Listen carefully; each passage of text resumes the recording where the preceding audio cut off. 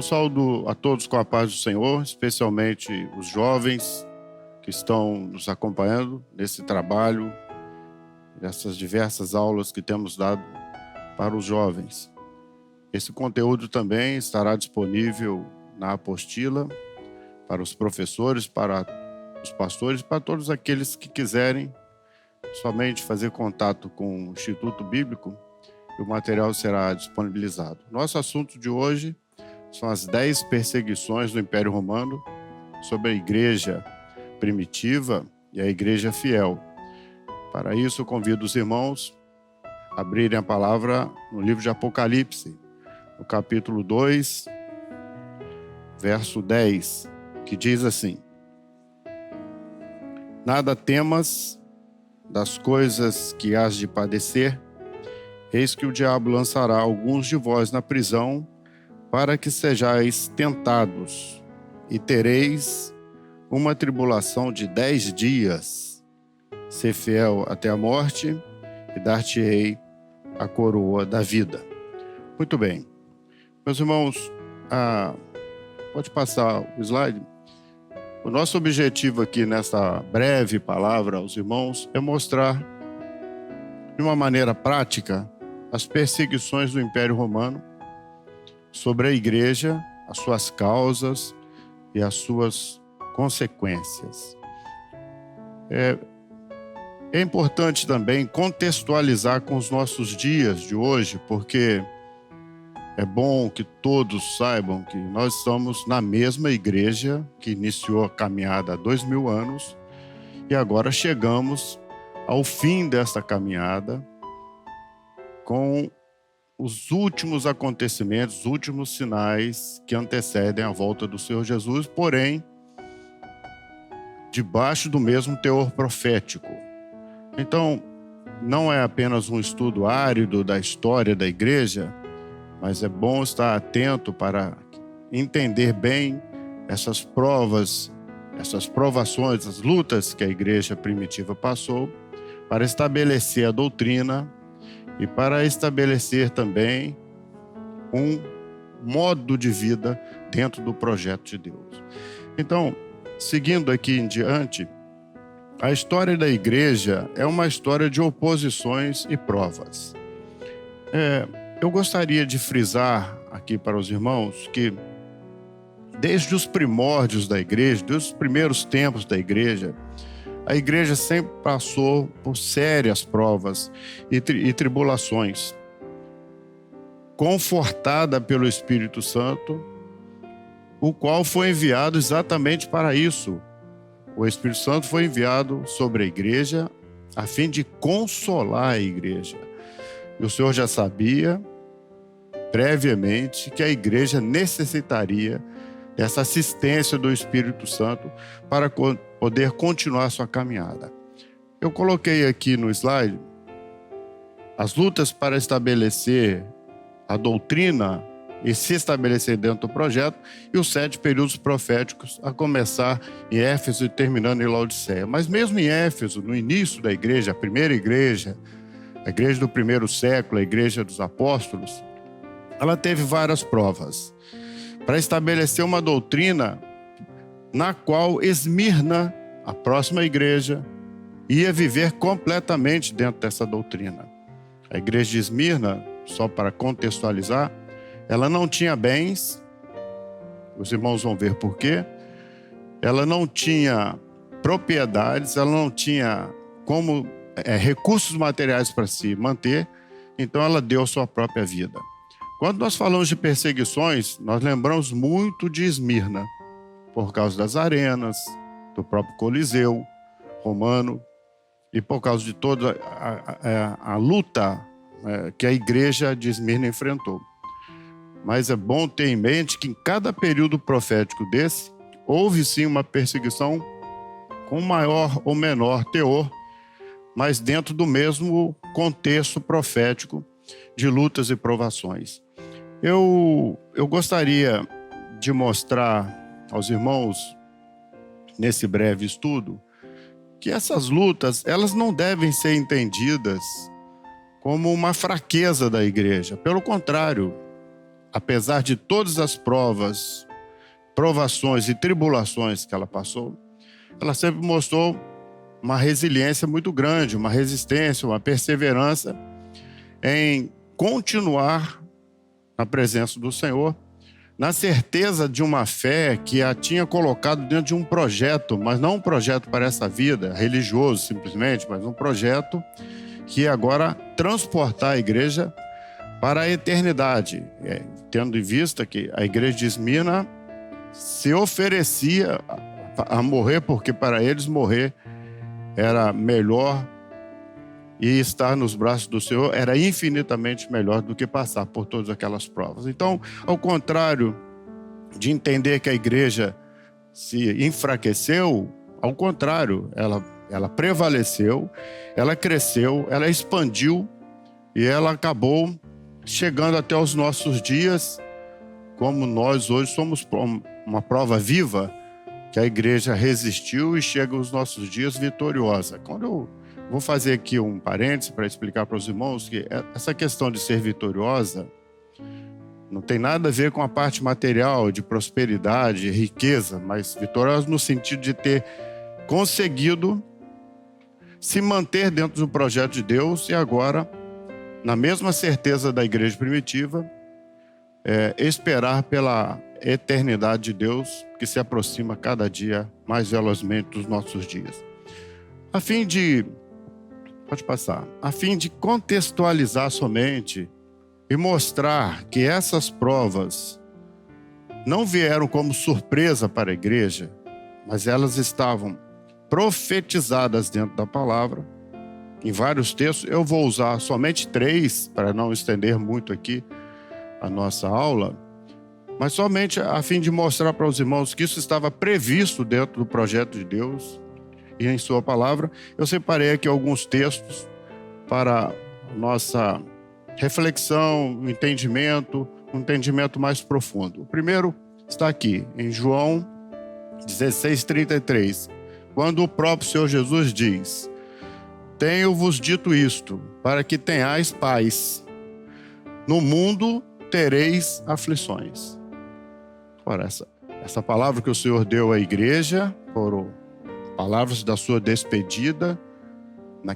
Naqueles próximos dias, ele ia se entregar à cruz, ia morrer, ia derramar o seu sangue, ia ressuscitar, ia passar agora o governo para a igreja. Mas ele estava se dirigindo propriamente aos discípulos. Ele não estava se dirigindo aos fariseus, aos saduceus, aos romanos, a qualquer outro tipo de povo. Ele estava se dirigindo exatamente aos discípulos. E ele disse: no mundo tereis aflições. Então, essa profecia queria mostrar para a igreja que, apesar dela estar com o Senhor, e apesar dela estar batizada com o Espírito Santo, estar dentro de um projeto, ela ia sofrer, ela ia ter aflições, e ela ia passar por tudo aquilo que estava dentro do projeto de Deus. Hoje nós podemos ver com clareza que essas mesmas aflições, agora nos tempos modernos, de uma maneira diferente, mas as mesmas aflições que aquela igreja passou, nós nesses últimos dias temos passado também. O teor pode ser diferente, a causa pode ser diferente, a maneira de nós reagirmos pode ser diferente, mas as provações, elas continuam até hoje nos nossos dias. Apesar de serem passageiras, apesar de estarem no nosso dia a dia, para essa vida, mas elas estão presentes a fim de provar a igreja. Mas nós devemos considerar que isso já tinha sido profetizado. Outro texto que separei é um texto que está na carta de 1 Pedro, capítulo 4, versos 12 e 13. Diz: amados, não estranheis a ardente prova que vem sobre vós para vos tentar, como se coisa estranha vos acontecesse. Mas alegrai-vos no fato de serdes participantes das aflições de Cristo. E Pedro continua dizendo, porque essa mesma provação está sobre toda a irmandade. Agora, os irmãos vejam só, Pedro, ele alerta a igreja para o fato de que as tribulações faziam parte da sua vida. E que elas não estavam restritas àquela igreja daquele momento, mas que isso ia se espalhar por toda a irmandade. Ele chega a dizer como ardente prova. Nós não devíamos considerar aquilo como uma coisa estranha. Muitas vezes, hoje, nós achamos que, porque nós estamos na presença do Senhor, estamos, vamos dizer assim, imunes às lutas e às provas, quando não é, na verdade não é assim. Não é assim. Essa prova, esse momento difícil da noite, do breve, que se aproxima da volta de Jesus, está cercado de um contexto de lutas e provas também para a igreja. Por fim, para não estender, 1 Coríntios 10:13, que diz: não veio sobre vós tentação, senão humana, mas fiel é Deus, que vos não deixará provar acima do que podeis. Antes, com a tentação, dará também o escape, para que possais suportar. Esse texto mostra de uma maneira muito clara que o grande cuidado de Deus com a sua igreja. Porque quando o Senhor nos permite passar por uma perseguição ou por uma prova, Ele também, junto com aquela prova, Ele faz duas ações extraordinárias. Primeiro, não nos deixa provar além do que nós podemos suportar. Então, se você ou eu estamos passando por alguma prova, está na medida daquilo que podemos suportar. Embora não pareça às vezes, mas podemos suportar, se assim o Senhor permitiu. E a segunda ação é que, junto com aquela prova, o Senhor também nos dará o escape. Tudo isso para manter a mente e o coração firmes em suas promessas gloriosas que vão nos alcançar dentro do tempo de Deus. Antes de passar adiante, eu queria registrar mais uma vez que, apesar dessas provas que eu vou mostrar a seguir, dessas 10 perseguições, a igreja venceu. Ela cresceu, se expandiu e foi capaz de cumprir com muita exatidão o projeto que Deus tinha para ela. Nós vamos passar a seguinte, que são as causas e consequências. Eu separei aqui um resumo bem sucinto para os irmãos poderem entender. A igreja fiel, a causa da perseguição foi: a igreja fiel não adorava os deuses romanos, nem seus imperadores. Cada cidade romana tinha um padroeiro, um deus padroeiro. E a igreja não fazia parte nem dos rituais, nem das reuniões, nem dos sindicatos, nem das aglomerações que haviam naquele tempo para adorar esses deuses. E isso não foi bem visto pelo Império Romano. Os romanos queriam unificar o império e achavam que a igreja trazia uma certa instabilidade ao império, que naquele momento já demonstrava algum insucesso. O Império Romano vai cair um pouco mais adiante, mas naquele momento o Império Romano já demonstrava que essa queda era iminente. A consequência dessa perseguição foi principalmente pobreza, desprezo e mortes, como eu vou mostrar a seguir. E a perda dos bens materiais e suas propriedades que foram confiscadas. Antes de mostrar os próximos slides, eu queria fazer uma observação aqui para os jovens, para os professores, todos nós, que nós falamos muito das perseguições do Império Romano. No entanto, a primeira perseguição que a igreja sofreu foi dos próprios judeus. Os judeus que não aceitavam Jesus como Cristo, eles mesmos que começaram a perseguição àqueles 120 irmãos que tinham permanecido logo após a ressurreição do Senhor Jesus. Foram perseguidos. Os irmãos se lembram do texto. Quando Jesus ressuscitou e visitou a igreja, eles estavam escondidos num lugar, numa sala, com medo dos judeus, e o Senhor atravessou pela parede e os saudou com a paz. Paz seja convosco. Que era o que eles precisavam na época, de paz. Então, eles já foram perseguidos, antes dos romanos, foram perseguidos pelos judeus. Aliás, o Evangelho de João diz que ele, a respeito de Jesus, não é? Ele veio para os que eram seus, mas os seus não o receberam. Então, já desde o início, os judeus não aceitavam o Senhor Jesus e perseguiram a igreja. Mesmo assim, ela se espalhou por Jerusalém, pela Judéia, por Samaria, pela Ásia Menor e até chegar em Roma, onde realmente começaram as 10 perseguições à igreja. Eu queria frisar ainda que, naquele momento do Império Romano, o Império Romano ele tinha uma característica interessante. Quando ele subordinava um povo, ele não impedia o culto, seja que Deus fosse. Eles tinham uma política mais tolerante com os subordinados. Então, eles aceitavam alguns deuses e até incorporavam alguns tipos de seitas ou de religiões, vamos assim dizer, à sua cultura, aos seus costumes. Mas não foi assim com o cristianismo. O cristianismo, desde o início, foi rejeitado completamente pelo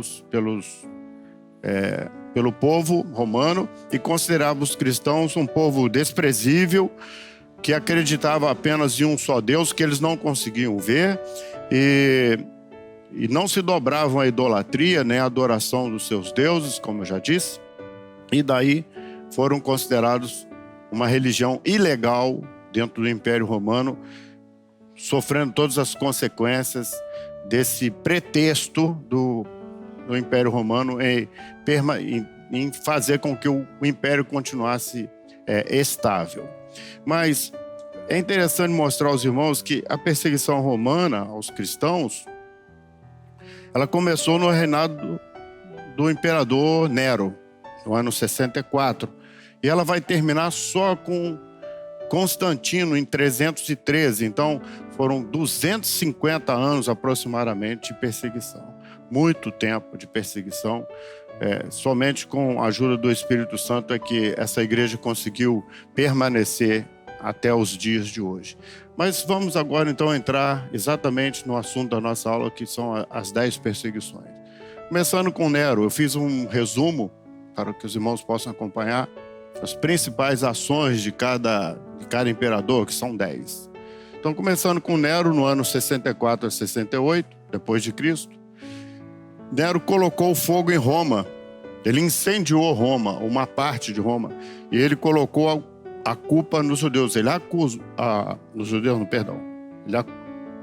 acusou os cristãos de colocar fogo em Roma. Isso trouxe uma grande insatisfação em Roma quanto aos cristãos. Os cristãos foram, nessa época, jogados das feras nas arenas. Ele inaugurou essa prática, Coliseu.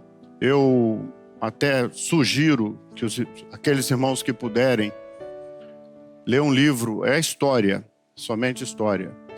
Excelente o livro, chama As Catacumbas de Roma. E ali os irmãos vão achar muitos relatos históricos precisos a respeito desse período, não é? E de outros períodos mais adiante. Nesse período eles foram queimados em fogueiras, mas esses atos aqui estavam restritos e limitados a Roma. Os cristãos não estavam sendo perseguidos em todo o Império. O Império Romano dominava grande parte do mundo atual. Mas aquela perseguição que começou com Nero estava limitada a Roma. Vamos ver o segundo. O segundo era Domiciano. Ele fez uma coisa interessante. Os irmãos vão notar que cada imperador pegava aquilo que o seu antecessor tinha feito e colocava mais alguma coisa. Ele se declarou Deus vivo e exigiu ser adorado pelos cristãos. Ele mesmo se declarou Deus, que era uma prática de quase todos eles, e exigiu ser adorado. Ele dizia que os deuses romanos estavam insatisfeitos com os cristãos. Ele propagava isso, fazendo com que a população se revoltasse contra os cristãos e os perseguisse de uma maneira muito severa. Confiscou os bens de todos os cristãos, e foi nesse período, exatamente 90, 96, que o apóstolo João foi colocado na ilha de Patmos, exilado na ilha de Patmos, e ali teve a revelação do livro de Apocalipse.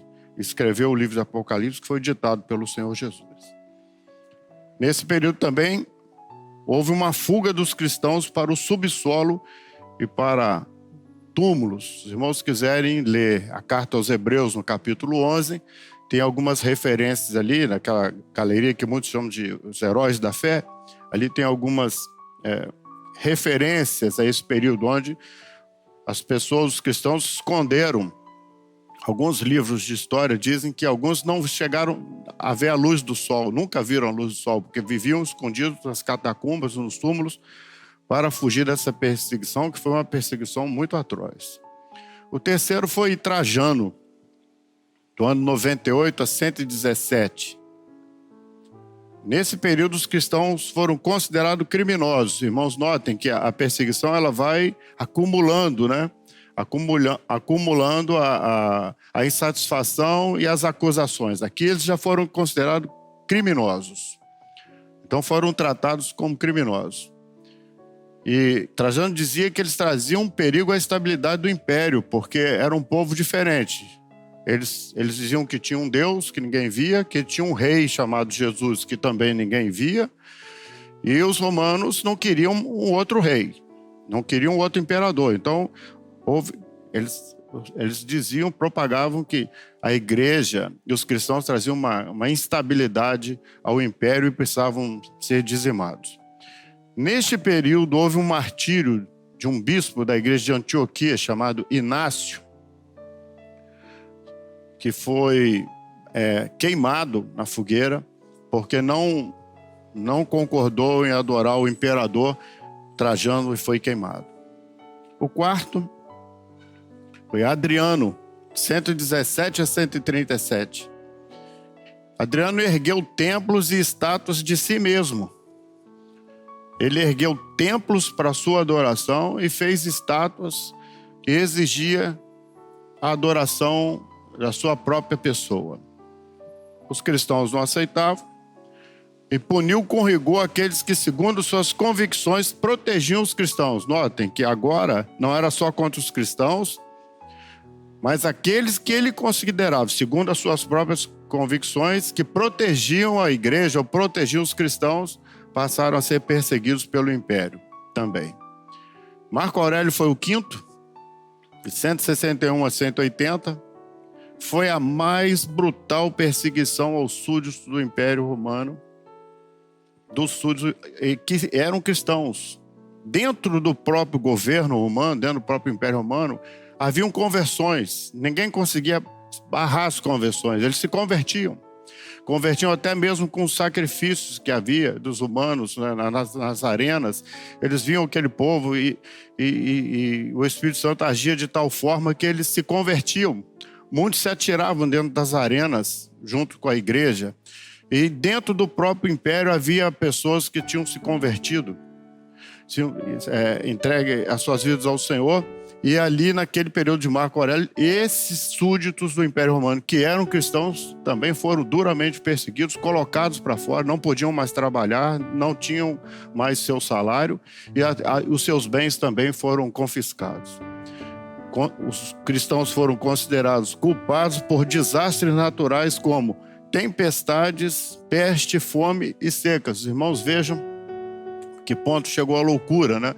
Se acontecia uma epidemia, por exemplo, uma peste qualquer, naquela época não existia os medicamentos que nós temos hoje. Então, qualquer desastre natural era atribuído à igreja e aos cristãos, e por isso eram ainda mais perseguidos. O sexto foi Sétimo Severo, de 202 a 211. Ele obrigou a adoração ao Deus Sol e proibiu por decreto a conversão. Por decreto, fez um decreto dizendo que ninguém mais podia se converter. Os irmãos notem que coisa impressionante. O último das perseguições, Constantino fez ao contrário, fez um decreto que a partir dali todos agora eram cristãos. Então uma hora um decreto era para não se converter e outra hora o decreto era para se converter. Os irmãos imaginem. O sétimo foi Maximino, de 235 a 236, foi um período muito curto. Mesmo assim, ele executou os cleros cristãos. O ataque dele foi sobre os pastores, os clérigos, todos aqueles que estavam ali trabalhando na igreja, foram alvos da perseguição de Maximino. E seguiu nas mesmas práticas anteriores, quer dizer, a adoração ao Deus Sol, aos imperadores romanos, aos deuses pagãos, todos aquela outra prática continuou. O oitavo foi Décio, 249, 251. Até coloquei aqui uma tarja para mostrar aos irmãos o seguinte. Ele emitiu um edito para espalhar a perseguição por todo o Império Romano. Antes era só em Roma. Tudo que eu falei até agora estava ali limitado a Roma. Mas agora Décio espalhou essa perseguição por todo o Império. Isso trouxe uma abrangência muito grande, porque aqueles que tinham fugido de Roma e estavam ainda servindo o Senhor em determinados pontos do Império Romano, agora foram perseguidos em todo o Império, aumentando muito a perseguição. Então, aumentou também, consequentemente, o número dos mártires. O nono e penúltimo, de 259 a 260, também muito curto, ele proibiu a reunião dos cristãos. Agora, o restante que tinha sobrado não podia mais se reunir. E confiscou todos os bens e propriedades. Todos. Passou para o Império Romano. Por último, e não menos importante, está Diocleciano. Diocleciano foi do ano 303 a 311. Os irmãos notem que a perseguição terminou em 313. Com Constantino. Mas Diocleciano, o que ele fez? Ele fez um edito em 303, dizendo que os cristãos eram traidores.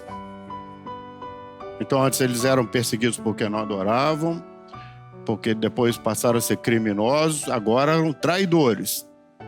E com isso, com esse edito, ele derrubou todos os edifícios da igreja. Todos os imóveis que a igreja tinha, onde tinha um grupo se reunindo, ele derrubou tudo.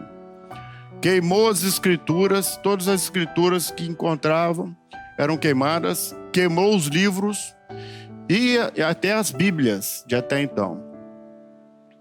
Exilou os funcionários do império, que eram cristãos, negando direitos, foram deportados. Então, tirou. Tem 4 ações, para resumir aqui, de Diocleciano, nos 4 decretos que ele fez. Apreensão das obras e escrituras, destruição das igrejas e a prisão dos bispos e clérigos, e execução sumária dos cristãos. Meus irmãos, nesse período, alguns livros, alguns historiadores registram que não havia mais árvores. Nas cercanias de Roma, você não encontrava uma árvore, porque todas as madeiras que estavam disponíveis viraram cruzes para crucificar cristãos, para queimar nas arenas, nas fogueiras. E Diocleciano, alguns dizem que ele chegou a cunhar uma moeda com a seguinte descrição na moeda: o nome dos cristãos está deletado, acabado. Terminou. Tal foi a perseguição que esse imperador fez à igreja. Nós somos a prova viva de que ele não conseguiu. Louvado seja o Senhor. Mas a perseguição neste período foi uma perseguição brutal. Assim, em poucas palavras, para não me estender muito, o material está disponível, estão aí as 10 perseguições que foram acumulativas, que foram evoluindo, a fim de exterminar com a fé cristã e com a fé genuína. Antes de terminar, eu faço aqui uma conclusão para os irmãos, né? O Império Romano não conseguiu exterminar a fé dos chamados cristãos. Não conseguiu. E o sentido profético da igreja de Esmirna é bem compreensível diante dos fatos. Nós costumamos estudar muito 7 cartas, especialmente Esmirna, como aquela planta que você amassa, quanto mais ela é macerada, mais ela exala uma fragrância muito peculiar. E foi exatamente o que aconteceu, esse sentido profético. Quanto mais a igreja foi perseguida e amassada e morta, e quanto maior a perseguição, maior o louvor que ela exalava ao Senhor, e a sua fé, ao invés de ser exterminada, ela foi fortalecida. E quanto mais eles eram espalhados, mais pregavam o evangelho.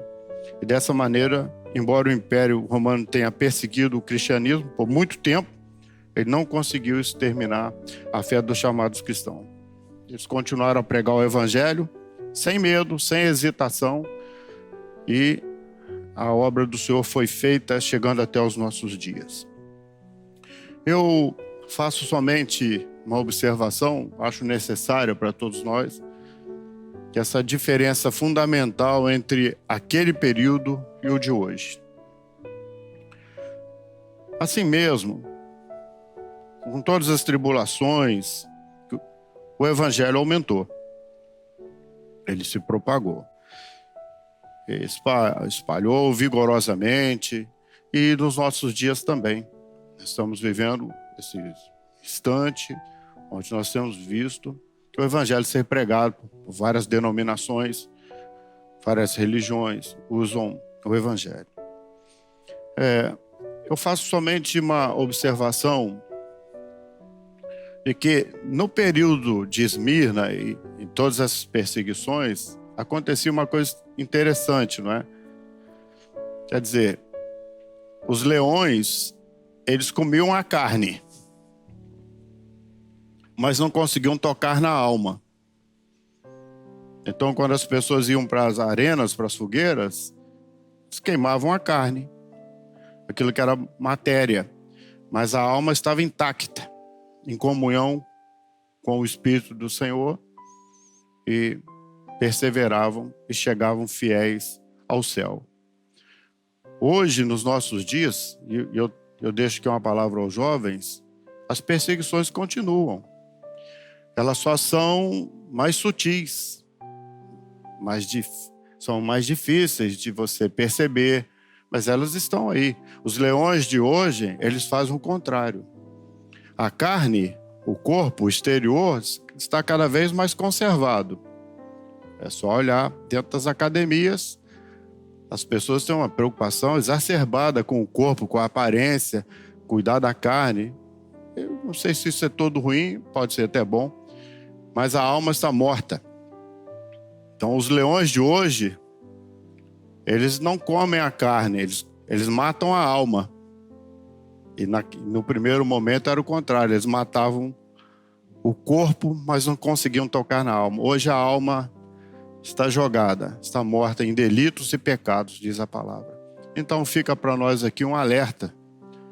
Nós precisamos continuar a pregar o evangelho e vigiar muito, para que a nossa alma continue firme, viva, glorificando o Senhor, porque os dias se aproximam. Cabe a nós, como igreja que alcançou a revelação, seguir firme no anúncio da volta gloriosa de Jesus. Deus os abençoe. Deus abençoe a cada igreja, a você e a sua família. Até a próxima oportunidade.